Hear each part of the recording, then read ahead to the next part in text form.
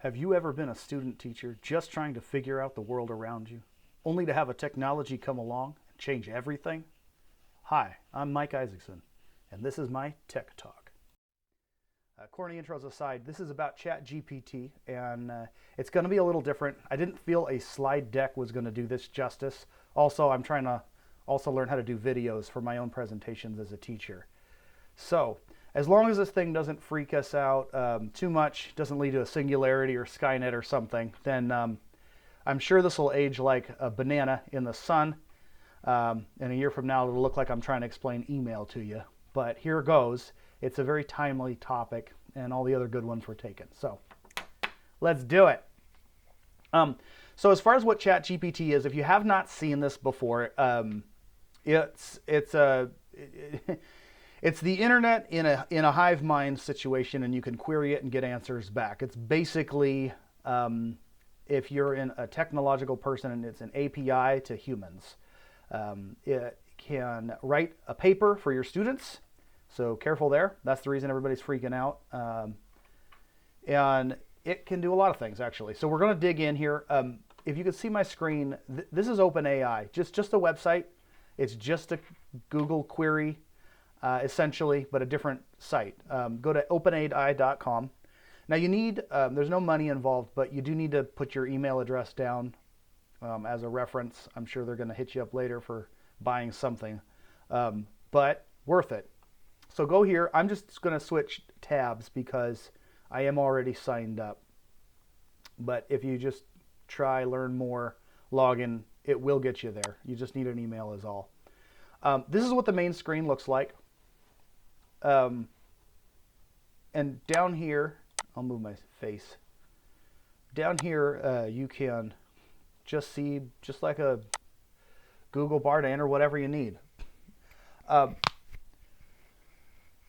This is the reason I didn't want to do a slide deck. It really is just this interface. It's so simple. It does all of the thinking for you, and I mean that. So, for example, let's do something new that I haven't even done. Because I'm pretty confident it's going to do some stuff. Let's say a paper. Evaluate the emotional impact. I'll spell it right. Impact of trauma. And we're going to use a source reference here. Evaluate the emotional impact of trauma in Touching Spirit Bear. New favorite book for junior high level. Boom, enter. Okay, it's going to take like 30 seconds for this thing to write it out. We're going to get a paper. In the book Touching Spirit Bear, the main character Cole experiences significant emotional trauma as a result of physical abuse from his family and bullying from his peers. Okay, so if you've read this book, you'll see this is just a paragraph, and it's there. It's missing some stuff. So now let's edit it. So you go up to the top here, edit. We're going to put this here.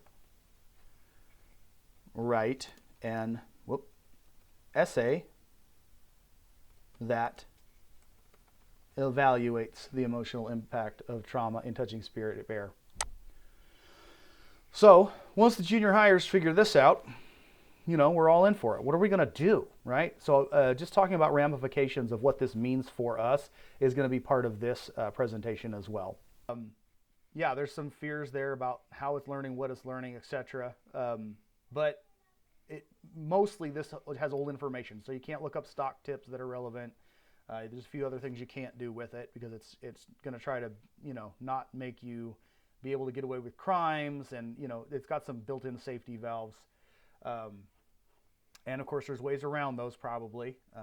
We're going to have several 100 million people figuring out how to make this thing work for them individually. We're going to have all sorts of adventures. It's going to be the Wild West for a little bit again here. So in addition to writing papers, I would say this is sort of a super Google or a super Wikipedia. You can just query something and get the chalk on it, get the answer, get the common wisdom, the hive mind, what we collectively know in a very vanilla way. So this is, while we're talking here, we've got a 6-paragraph essay solid.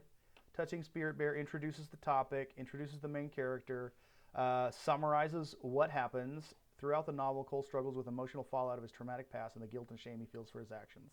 Kinda, yeah, that works. Now, if I didn't know what ChatGPT was and some kid turned this in, I would be automatically online looking for, did this kid cheat? But the thing is, if you look for plagiarism, it won't show up because this is not plagiarizing. This is synthesizing, which is a human activity. It requires some thinking. And, this has happened to my teacher, and it may have happened to yours too. Again, I wish I had done this a week ago, because things are moving that fast that it starts to feel old now.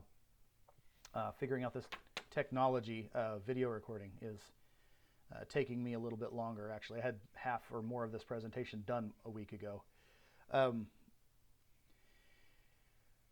As far as how you can use it, we can have this working for the good guys too. There's a lot of stuff this can do to help you with teaching.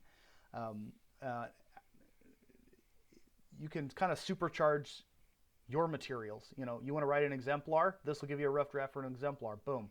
All you got to do is edit it for content. Basically, it's going to be correct syntax already. So it's going to be great. You need to write a model essay, same thing, exemplar. You want to write up test questions based on materials that you guys have been reading. This can do it for you. This can actually write lesson plans as well. I have one here. I think I can click. New chat. Student needs help in math. Let me just click on this one here. I think it'll... no. Building empathy through role playing. Yeah, so I actually wrote this up for an SEL standard, since we just talked about this last week.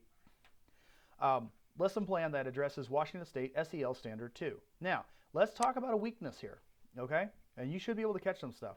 Lesson title, Building Empathy Through Role-Playing. This sounds great. Objective, students will demonstrate an understanding of empathy by participating in role-playing activities. Washington State SEL Standard 2, tells the standard. Now, somebody might have noticed. Let's click over here. Here's the standards, folks. I'm going to move my face out of the way. There's standard 2, self-management. Individual can regulate emotions, thoughts, and behaviors. Now, is this that? Students will understand and use empathy in their relationships with others? Nope. It's a great standard. It's a great thing I want the kids to be able to do. We're not quite there, though. So, again, this is synthesizing and not citing. So if you want the workaround for your kids, one of them is to have your kids cite their sources and just fact check stuff, because this has been called an amazing BSer. So other than that, though, this lesson plan is pretty solid.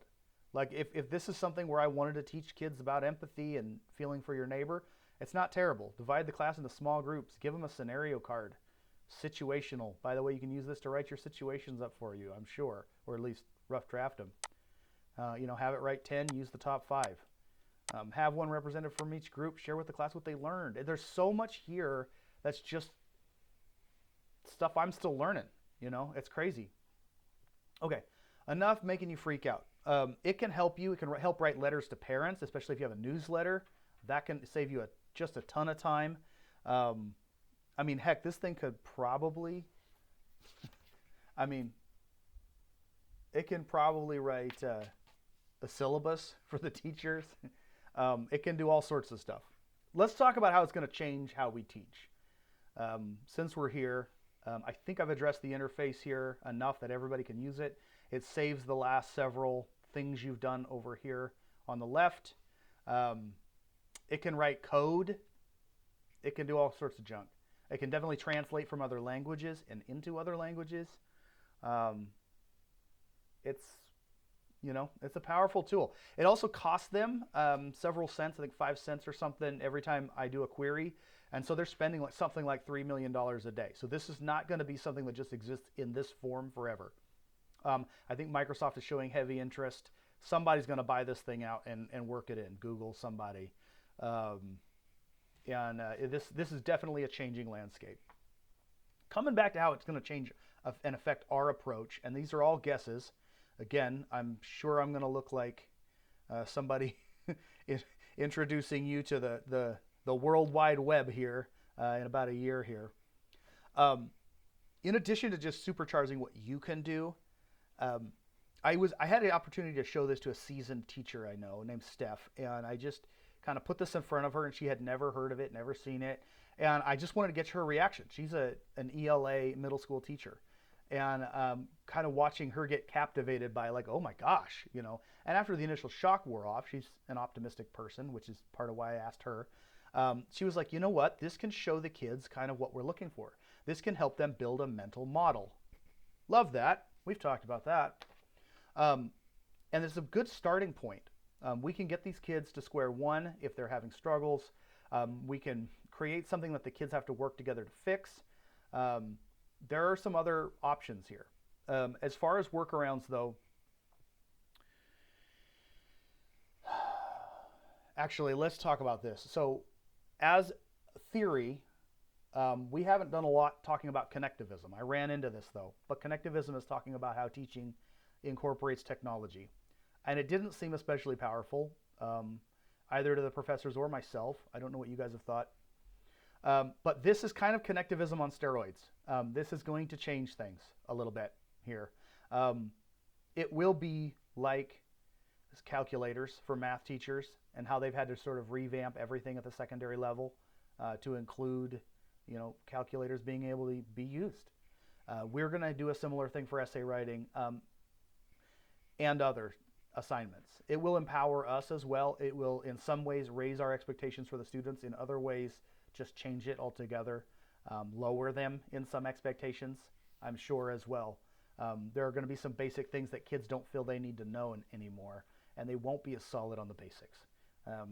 So how that becomes necessary, that's going to be an interesting waters to navigate here in the upcoming years as we come online ourselves.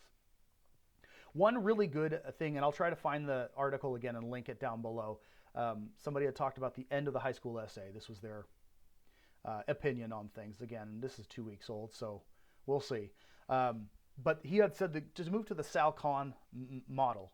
And he wrote Sal Khan, started Khan Academy, and really wants people to do the flipped classroom, where people go listen to the lecture at home. That's part of why you're seeing me do a video here. I want to be able to put my little mini lessons online for people to watch at home. And also their research. Go find your own information. And then we come together and then we build it. I think that can be a really useful way to do this. If you talk about citing sources, and if you talk about flipping the classroom, where we do the homework, you know, in class, and you go do your own research, and you listen to my mini lesson and find whatever else you can find out. We compare notes and build the best thing we can together. That can be an exciting way to do school. I think we can address some standards there that way. For those of you who hate all of this, there's one more thing. A 22-year-old student wrote a program called GPT-0, which can detect these. And it's not the best, but you know, God bless him. He wanted to get his name in the paper, and he did. Go for it, buddy. And then so he's writing a better version, and I'm sure that every company that writes anti-plagiarism stuff is working on a better version as well themselves. So we'll have ways to detect students doing this as well. That said, it can be a powerful tool for producing and evaluating English in the future. So I hope that you guys have enjoyed this and learned some stuff. Please hit me up with questions if I've missed obvious stuff. I get to go first. I wanted to go first, but guinea pig means sometimes you miss some obvious stuff. So thanks very much, and have a great day.